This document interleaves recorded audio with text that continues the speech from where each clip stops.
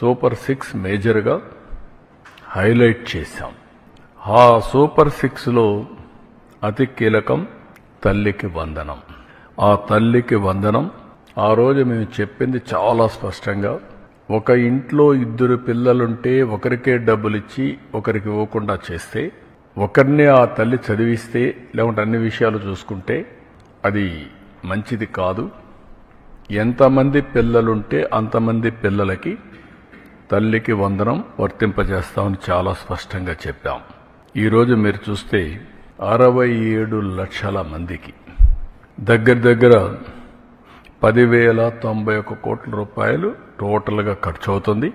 ఇందులో 1,346 కోట్ల రూపాయలు స్కూల్ డెవలప్మెంట్కి వెళ్తుంది. ఇందులో ఏమీ మార్పులు లేవు. ముందు ఏదైతే ఇచ్చారో అమ్మఒడి అదే గైడ్ లైన్స్ పెట్టి, దానికంటే ఇంప్రూవ్డ్ ఏంటంటే ఎంతమంది పిల్లలుంటే అంతమంది పిల్లలకి ఆ తల్లుల అకౌంట్లో ఆ డబ్బులు వేసే కార్యక్రమానికి శ్రీకారం చుట్టాం. అప్పటికి ఇప్పటికి డిఫరెన్స్ మీరు ఒకసారి చూస్తే, వాళ్ళు 42,61,965 మందికి అమ్మఒడి ఇచ్చారు.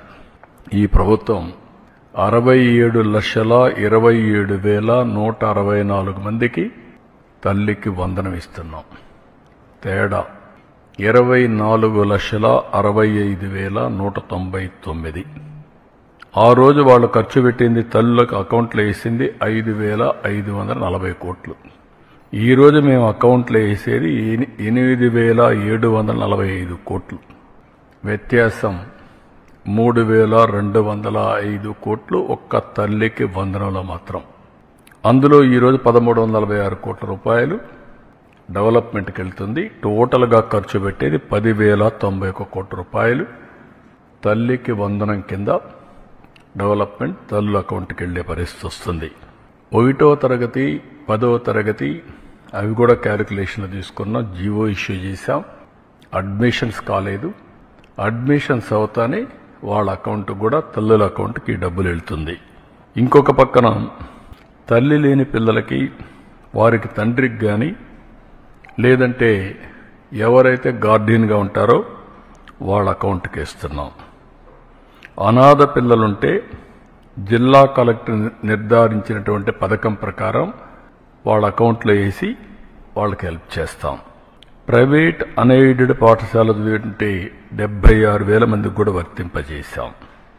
ఇది కాకుండా ట్రాన్స్పరెన్సీ ఉండాలనే ఉద్దేశంతో ఈ జాబితా సెక్రటరియట్లో, గ్రామ వార్డు కార్యాలయాల్లో కూడా పెడతాం. ఇవాళ చంద్రబాబు నాయుడు గారు ఎంతమందికి ఇస్తున్నాడు లెక్క చెప్పాడు. 58 లక్షల మందికి అంట 30 లక్షల మందికి ఎగ్గొట్టేశాడు. తల్లికి వందనం పేరుతో 30 లక్షల మంది పిల్లలకి ఎగ్గొట్టేశాడు. ఎంతమంది పిల్లలుంటే అంతమంది పిల్లలకి ఇస్తామంటున్నారు. ఇస్తారో పెడతారో తెలియదు. ఇంకా పైగా మీకు గుర్తుండే ఉంటుంది, జగన్మోహన్ రెడ్డి గారు 15,000 ఇస్తూ టాయిలెట్ మెయింటెనెన్స్కి, స్కూల్ మెయింటెనెన్స్కి 2,000 మినహాయించి తల్లుల ఖాతాల్లో 13,000 వేశారు. చూస్తుంది ఇప్పుడు కూడా ట్రోల్ అవుతా ఉంది మన లోకేష్ బాబు గారు. 2,000 రూపాయలు లాగేశాడు జగన్మోహన్ రెడ్డి గారు. సైకో జగన్మోహన్ రెడ్డి గారు లాగేశాడు. 2,000 13,000 ఇచ్చాడు అని చాలా ఎగతాళిగా మాట్లాడాడు. ఏమండి లోకేష్ గారు, మరి ఆ 13,000 ఫాలో అవుతున్నావే? 15,000 ఏమైంది?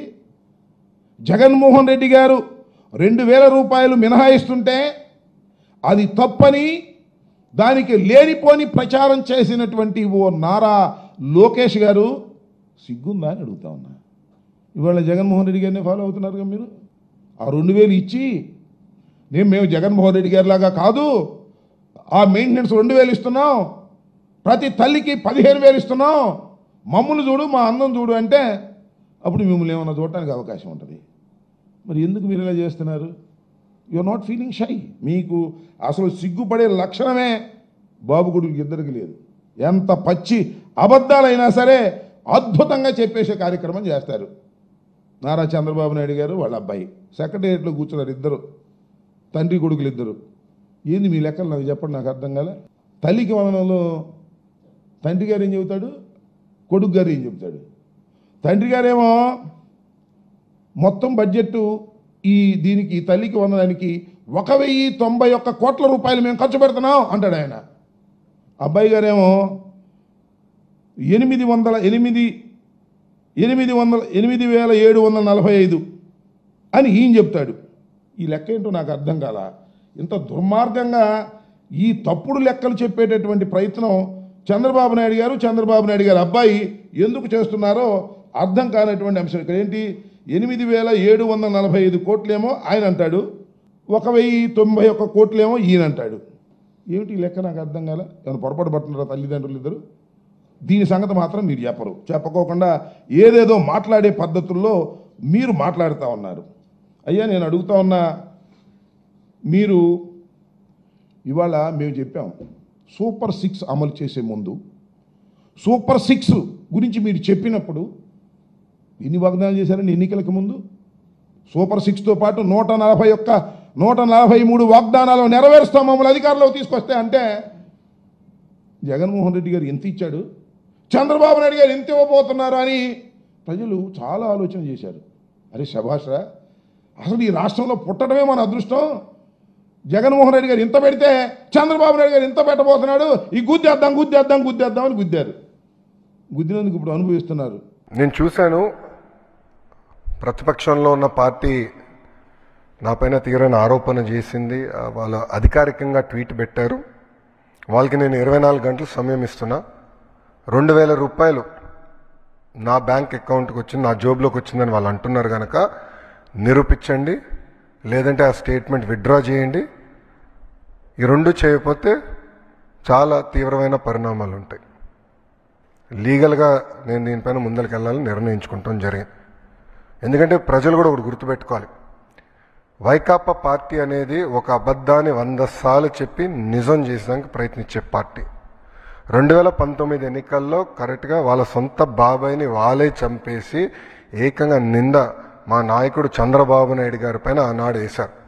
మేము ఆనాడు సమర్థవంతంగా తిప్పికొట్టలేకపోయాం కనుకనే ప్రజలు నమ్మారు. కానీ ఇప్పుడు చూడండి, చెల్లెలు చెప్తున్నారు ఏం జరిగిందో. సో అలా అబద్ధాలు చెప్పి ప్రజలు నమ్మించడానికి ప్రయత్నిస్తున్నారు. ఈ 2,000 రూపాయలు నేను ఆ ట్వీట్ని నేను చదివాను, ఆ 2,000 రూపాయలు నా జోబుకి వచ్చిందన్నారు. వాళ్ళు నిరూపించాలి, లేదంటే ఆ స్టేట్మెంట్ వెనక్కి తీసుకోవాలి, లేదంటే to the fullest extent of the law I will take action against them. రెండో విషయం వచ్చేగల వాళ్ళు యూడైస్ డేటా గురించి మాట్లాడుతున్నారు. అంటే పాపం అక్కడున్న గతంలో పనిచేసిన విద్యాశాఖ మంత్రులు కనీసం బేసిక్స్ తెలీదు. యూడైస్లో అంగన్వాడీకి వెళ్తున్న పిల్లలు ఉంటారు, ఎల్కేజీకి వెళ్తున్న పిల్లలు ఉంటారు, యూకేజీకి వెళ్తున్న పిల్లలు ఉంటారు. ఈ స్కీమ్ వాళ్ళకి వర్తించదు. నంబర్ 1. నంబర్ 2, గత ప్రభుత్వం జీఈఆర్ గ్రాస్ ఎన్రోల్మెంట్ రేషియో చూపించేదానికి 18 సంవత్సరాల కన్నా ఎక్కువ వయసు ఉన్న వాళ్ళని తీసుకొచ్చి ఏకంగా ప్రభుత్వ పాఠశాలల్లో చదువుతున్నారని వాళ్ళని ఎన్రోల్ చేస్తాం జరిగింది. పక్క రాష్ట్రాల్లో చదువుతున్న పిల్లల్ని తీసుకొచ్చి ఆంధ్ర రాష్ట్రంలో చదువుతున్నారని చూపిస్తాం జరిగింది. విత్ ప్రూఫ్ నా దగ్గర ఉన్నాయన్నీ. విద్యాశాఖ మంత్రిగా నేను వాస్తవాల దగ్గర ఉండాలి కనుక మొత్తం లిస్ట్, ఎందుకంటే ఇది డ్రాప్ బాక్స్ అని ఉంటుంది. అంటే ఈ పాఠశాలలో పిల్లలు ఉంటారు, ఈ పాఠశాల పిల్లలు మధ్యలో ఉంటారు, గాల్లో ఉంటారు పిల్లలు. డ్రాప్ బాక్స్ అంటారు అది ఐటీలో. ఈ వాళ్ళ సిస్టంలో డ్రాప్ బాక్స్ ఉంటుంది, అక్కడ పెట్టేశారు. పిల్లలు ఎక్కడున్నారో మాకు తెలీదు. మొత్తం వెరిఫై చేస్తే దొంగ లెక్కలు ఉన్నాయని తేలిని. ఒక విద్యాశాఖ మంత్రికి అసలు ఎంతమంది పిల్లలు ప్రభుత్వ పాఠశాలలో చదువుతున్నారు తెలుసుకున్నాక నాకు 100 రోజులు పెట్టిందండి. 100 రోజులు పెట్టింది నాకు. అధికారులు అడిగితే సార్ మాకు నంబర్ క్లారిటీ లేదు సార్, గతంలో వీళ్ళు ఎట్లా నడిపించారో నాకు అర్థం అలా విద్యాశాఖ అంటే ఏదో లెక్కలున్నాయి, ఏదో నంబర్లు ఉన్నాయని చెప్పి చేస్తాం కాదు. రెండోది, నిజంగానే వాళ్ళంత భావించుంటే వాళ్ళు ఎందుకు ఇవ్వలేదండి? అమ్మ ఒడి ఎందుకు ఇవ్వలేదు వాళ్ళు? ఈరోజు మేము ఇస్తున్నాం. అర్హులు ఎంతమంది ఉన్నారో వాళ్ళు ఇచ్చేదాకా మేము సిద్ధంగా ఉన్నాం. మొత్తం లిస్ట్ GSWS ముందర పెడతాను, బయట పెడతాను. లేదంటే ఎవరన్నా రాలేదనుకుంటే మన మిత్రకెళ్ళి ఎందుకు రాలేదో తెలుసుకోవచ్చు, కరెక్ట్ చేసిన మార్గం కూడా ఇస్తున్నాం. సో అర్హులు ఎంతమంది ఉన్నా ఇచ్చేదానికి కూటమి ప్రభుత్వం సిద్ధంగా ఉంది. ఇప్పుడు ప్రజలు అడుగుతున్నారు, ఏమని అడుగుతున్నారు ప్రజలు? మీరు చెప్పిండేదే కదా అడుగుతుండేది. సపరేట్గా ఏమన్నా అడిగారా? మీ దగ్గరకు వచ్చి సపరేట్గా కొత్త డిమాండ్లు ఏమన్నా పెట్టినారా? లేదు కదా. మీరు ఎన్నికల ముందర ఏం చెప్పినారు? ఇంటింటికి పోయిన మాట వాస్తవమా కాదా? ఇంటింటికి పోయి ఏ విధంగా ఆయన చాలా పాపులర్ అయినాడు చూడండి, నీకు 15 నీకు 15 అని మంత్రి. అట్లా ఒక్కొక్క ఇంటికి పోవడము, ఇంటికి పోయి అమ్మ ఎంతమంది ఉండారమ్మా మీ ఇంట్లో? 3 నాయన. ఇప్పుడు అమ్మఒడి ఎంతమందికి వస్తుందమ్మా? 1కి. మేము వస్తే 3కి ఇస్తానమ్మా అని చెప్పి ఇట్లా పేపర్ తీసుకొని పేపర్లో టేబుల్ వేసి 1 తల్లికి వందనం, 3 పిల్లలు ఇంటూ 15,000 45,000 రాసిన మాట వాస్తవం కదా? అమ్మ మీ ఇంట్లో పెన్షన్ వస్తుందమ్మా అంటే ఇంకా రావడం లేదు. ఎందుకు అంటే మా అత్తకు ఇంకా 60 నిండలే నాయన అంటే, అట్లనా? మేము వస్తే 4,000 అమ్మా, 48,000 సంవత్సరానికి మేము వస్తే 58 అయినా పర్వాలేదమ్మా, 50 ఏళ్ళ నుంచి పెన్షన్ ఇస్తాం. అమ్మ నీకేమన్నా వస్తుందమ్మా అంటే నాకేం రావడం లేదు నాయన. నీకు రావడం లేదా? 18 ఏళ్ళు నిండుతానే నెలకు 1,500 అమ్మా మీకు వచ్చేది, 1,500. వ్యవసాయదారులు ఎవరైనా ఉన్నారమ్మా మీ ఇంట్లో అంటే ఉండారు నాయన, మా ఆయన వ్యవసాయమే చేస్తే. అట్లనా? 12,500 ఇప్పుడు రైతు భరోసా కాకుండా 20,000 రూపాయలమ్మా మేము ఇచ్చేదని మళ్ళీ 20. పిల్లలు ఎవరైనా ఉద్యోగం లేని వాళ్ళు ఉండాలంటే నా కొడుకు చదువులు అయిపోయినాయి నాయన, ఇంకా ఇంతవరకు ఉద్యోగం రాలేదు. ఉద్యోగం రాలేదా మీకు? అరే 3,000 రూపాయలమ్మా, 3,000 నెలకు, నీకేం దిగులే లేదు. ఎట్లా పోతున్నావమ్మా నువ్వు? ఏదైనా పని ఉంటే అంటే ఏం చేస్తావు నాయన, ఆటో గిటో లేదు, బస్సు ఫ్రీ, నీకు ఫ్రీ అమ్మా. వంటలు ఎట్లా చేసుకుంటున్నావమ్మా అంటే ఏదో నాయన కదా కష్టపడుతున్నామంటే 3 సిలిండర్లు అమ్మా మీకు ఫ్రీ. ఇవన్నీ చెప్పిన మాట వాస్తవాలా కాదు? ఇప్పుడు ఏమడుతున్నారు పబ్లిక్, ప్రజలు ఏమడుతున్నారంటే ఈమైనా మాకు చెప్పి ఓట్లు వేయించుకున్నారు కదా, మాకు ఎప్పుడు ఇస్తారు అని అడుగుతున్నారు. మా పాత్ర ఏమి? ప్రతిపక్షం పాత్ర, ప్రజల తరఫున మాట్లాడాల్సిన బాధ్యత మాకుందా లేదా? మీరు చెప్పనివి ఏమన్నా వచ్చి మీకు ఆపాదిస్తుంటే ఒకసారి కాదు, రోజు రోజు రోజు కనపడిన ప్రతిసారి పోయి చెప్పిన మాటలు, మీరు ఎన్నో వందల మీటింగ్లలో చెప్పిన మాటలు, మీ మంత్రులందరూ కూడా నీకు 15, నీకు 15, నీకు 15, నీకు 20, నీకు 18 అని మట్కా నంబర్లు చెప్పినట్లు చెప్పిన మాటలు, మేము ప్రజల తరఫున వచ్చి ఇది ఇస్తారా, ఒకవేళ ఇచ్చే పాట అయితే ఎప్పుడు ఇస్తారు, సంవత్సరం అయింది ఏమి ఇవ్వలేదు కదా అంటే నేను సూపర్ 6 హామీలు చేసేసినా అంటారు. ఇప్పుడు వీడియోలో చేసేసినా అంటారు. ఇంత మంచి కార్యక్రమాన్ని, అంటే ఎంత బాధ్యతారహిత్యమైన ప్రతిపక్షమో ఆ ప్రతిపక్షం యొక్క బాధ్యత గురించి మనం మాట్లాడుకోక్కర్లా. ఎందుకంటే సమస్యల్ని ప్రస్తావించడానికి అసెంబ్లీకి కూడా రాని ప్రతిపక్షం ఈ దేశంలో ఏదైనా ఉందంటే వైఎస్ఆర్ కాంగ్రెస్ పార్టీ అని చెప్పేసి మనం చేస్తాను. ఒకవేళ ఎప్పుడన్నా అడపాదడప ఒక అరగంట పావు గంట వచ్చినా కూడా ప్రజల సమస్యలు కాకుండా కేవలం తమ స్వార్థం, తమ పదవుల కోసం విలువైన సభా సమయాన్ని కూడా వేస్ట్ చేసిన చరిత్ర కలిగిన పార్టీ వైఎస్ఆర్ కాంగ్రెస్ పార్టీని కూడా ఈ సందర్భంగా తెలియజేస్తాను.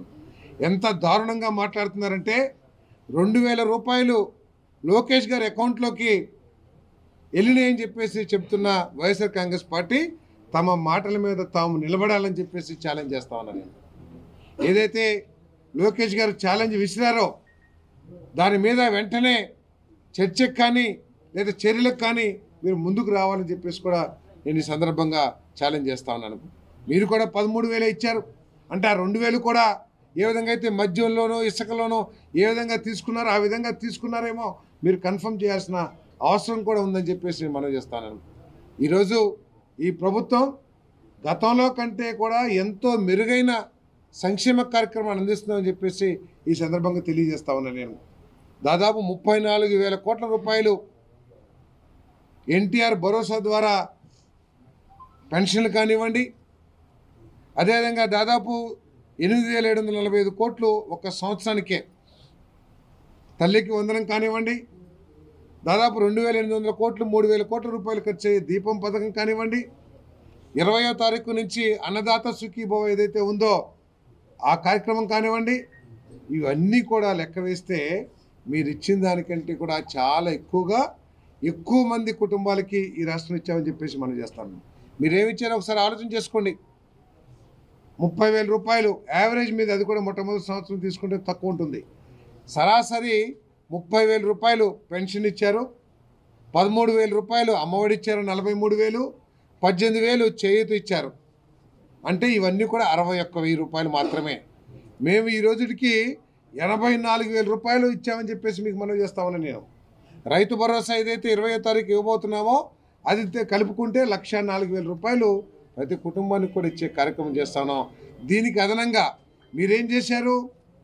Manifesto, Bhagavad Gita manifesto Bible, manifesto, Quran అని చెప్పేసి ఏదైతే చెప్పారో దానికి లిమిట్ అయిపోయి రాష్ట్రాన్ని, రాష్ట్ర ప్రజల్ని గాలికి వదిలేసిన మాట వాస్తవా కాదని చెప్పేసి నేను ప్రశ్నిస్తూ ఉన్నా. నేను మీ సంక్షేమ కార్యక్రమానికి ఒక గమ్యాన్ని ఎక్కడైనా సరే చూపించారా ప్రజలకని చెప్పేసి అడుగుతా ఉన్నాను నేను. మీరు విద్యా దీవెన ఇచ్చారు, లేదా అమ్మఒడి ఇచ్చారు. ఈ అమ్మఒడి, విద్యా దీవెన ద్వారా చదువుకున్న పిల్లలు భవిష్యత్తు ఏమిటో ఏ రోజైనా ఆలోచించారా అని చెప్పేసి మనం చేస్తా ఉన్నాను నేను.